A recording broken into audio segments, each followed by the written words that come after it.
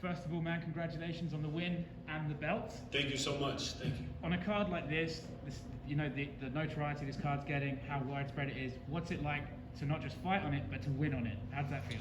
Oh man, what an experience. It was a dream come true first, but I trained very hard for it, and I went out there and did what I had to do. Even though it was weird without the fans and, just, this COVID thing is so messed up right now. So, I just wanted to go out there and make a positive thing happen, and I did. You mentioned just off camera that your opponent was 290 pounds. Is that the biggest weight difference you faced before? You know what? I believe so. No. I think I've faced one guy. He was 3-1 though. This guy was 15-3, so he had more experience, and he's been with tougher competition. But there was one guy that I fought that was 3-1. He was almost like 310 pounds. I knocked him out too. When you fight a guy that big, do you go in knowing this is going to be an extended period of work here? I'm not just going in there to knock this guy out like that. I'm going to have to put some work in. And does that prepare you for what you have to do? Oh, I'm lucky I had a great team. I've been training out of Providence with Team 6, the Estradas, and, we had a game plan for everything. And that really helped me out with what I had to do. I kept hitting his shoulder with the jab because I knew he kept his arm down, but he was a big guy. So I kept hitting that shoulder, and I have tremendous power. So if I'm hitting your shoulder, it's going to hurt your shoulder after a while. And then I kept hitting the stomach. So, he didn't like that stuff, and it all set up the right hand. In the 6th round, boom, he was out.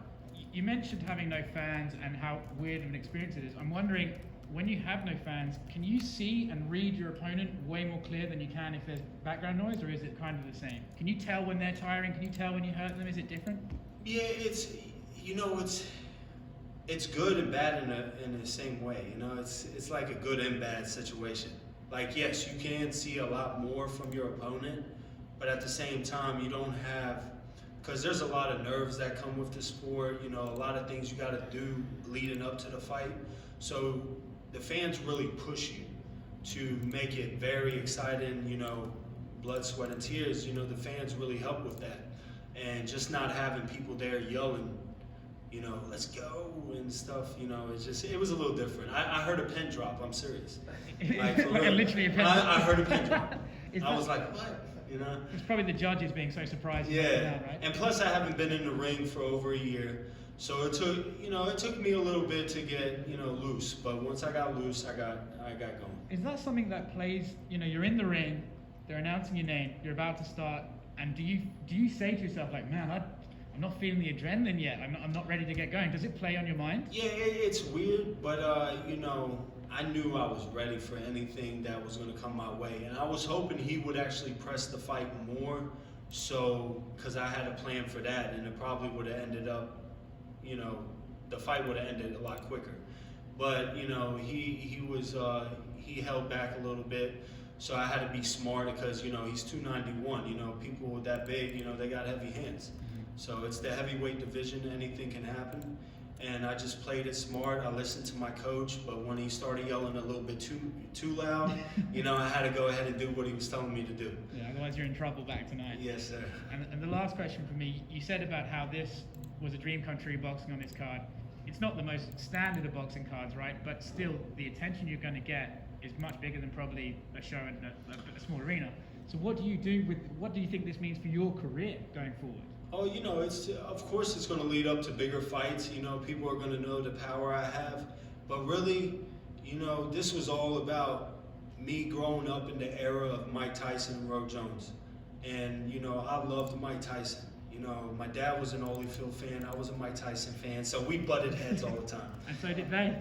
Yeah, so, I just knew, just to be on the card with Mike Tyson was a dream come true, and I don't know, after you see the fight, I was crying, when I got the belt, and, I don't cry like that, so it was weird for me to be crying.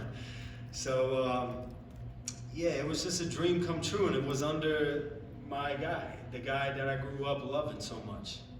That's why I got into boxing, Mike Tyson. And here I am. Congratulations, man. Thank you so much. Thank you.